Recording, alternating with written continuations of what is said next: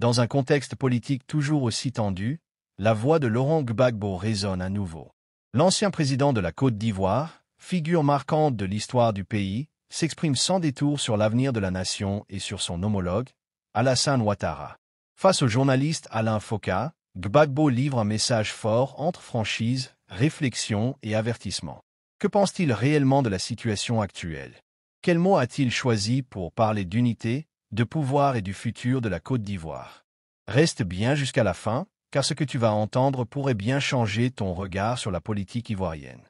Et surtout, n'oublie pas de t'abonner, de liker la vidéo et d'activer la cloche pour ne rien manquer de nos prochaines analyses et actualités sur l'Afrique. À 3 jours de l'élection présidentielle en Côte d'Ivoire, moment de vérité est à Abidjan et nous avons le plaisir et l'honneur de recevoir ici le président Laurent Gbagbo. Bonjour, Monsieur le Président. Bonjour, Alain. Samedi prochain, samedi 25 octobre, on vote en Côte d'Ivoire. Élection présidentielle, élection au cours de laquelle vous n'êtes pas candidat. Élection au cours de laquelle vous ne participerez pas. Après ce long combat que vous avez mené, vous avez 80 ans aujourd'hui. La prochaine élection présidentielle, normalement, c'est dans 5 ans, donc vous aurez 85 ans. Est-ce qu'on peut dire que c'est la fin, que c'est la retraite pour le président Laurent Gbagbo? Il n'y a pas de retraite en politique. Donc je n'irai pas à la retraite. Mais je m'interdirai d'occuper des fonctions politiques, aussi bien à l'intérieur de mon parti, où je serai plus président, qu'à l'extérieur, que dans l'État. C'est-à-dire, on ne peut plus imaginer le président Laurent Gbagbo candidat à une présidentielle, par exemple. Non, à 85 ans. Non. Vous savez, ailleurs, on a vu ça, hein, il y en a qui ont 93 ans, qui sont oui, candidats. Mais c'est leur choix. c'est leur choix. Ce n'est pas le mien. Moi, j'ai assez donné. Et puis, on peut faire la politique sans occuper de fonctions ou sans chercher à occuper de fonctions. Est-ce que c'est raisonnable, Monsieur le Président, et tout le monde se pose la question, que ce soit pour vous, que ce soit pour les autres, que quelqu'un comme vous, qui a fait ce que vous avez fait, ayez souhaité être candidat à la présidentielle à 80 ans? Oui. Je vais vous expliquer quelque chose. Quand j'ai été élu président, c'était en 2000. J'avais 55 ans. Le mandat présidentiel dure 5 ans. En 2005, donc, c'était la fin. Normalement, c'était la fin du premier mandat, de mon premier mandat présidentiel. Il aurait dû avoir une élection. En 2005. En 2005. Et à cette élection, j'aurais pu gagner ou j'aurais pu perdre. Mais il n'y a pas eu d'élection. La démocratie veut que si je gagne, je continue pour le deuxième mandat, le deuxième et le dernier mandat. Donc, j'avais jusqu'à 65 ans. 65 ans, si vous aviez un second mandat. Voilà, si j'avais un second mandat. Mais si j'avais perdu après le premier mandat, c'était fini. Voilà. Ces gens-là ne vont pas laisser gouverner.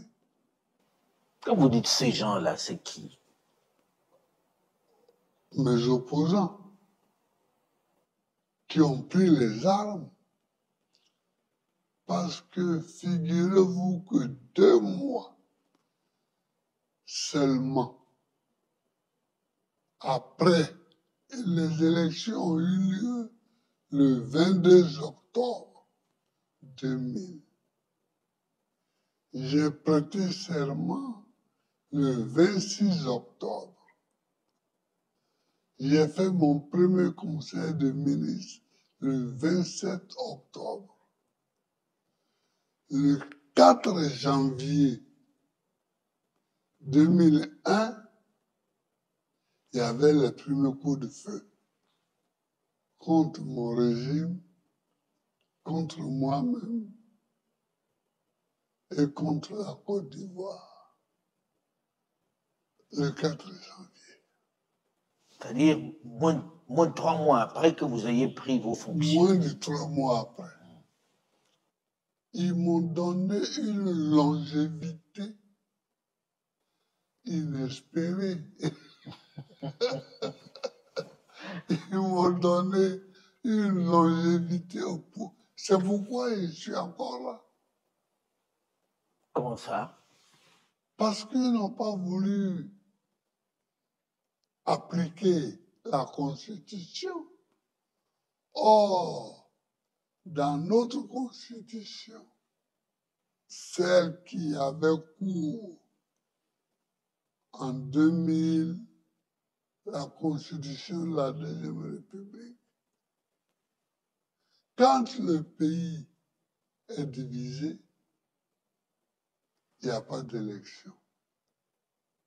Parce qu'ils ne se sont pas arrêtés au 4 janvier. Quand nous avons repoussé Les assaillants. les assaillants qu'on appelait le complot de la Mercedes noire, quand on les a repoussés, ils sont partis en laissant beaucoup de morts des 2 côtés.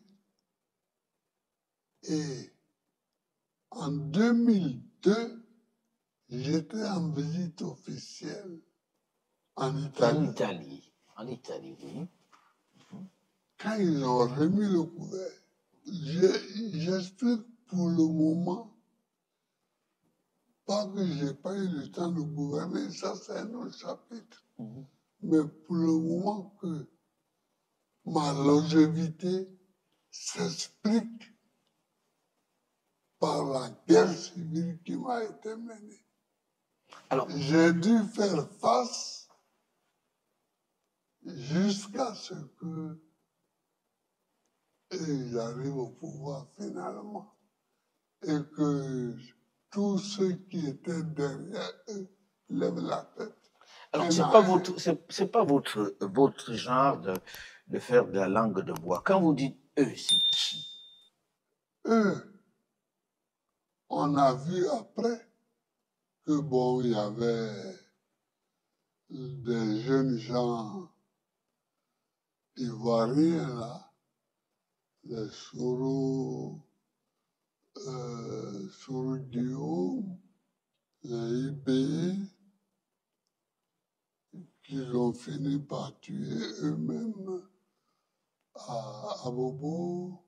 Les jeunes gens là, il y avait ce groupe-là qui n'a pas pensé la rébellion et qui n'a pas financé surtout la rébellion.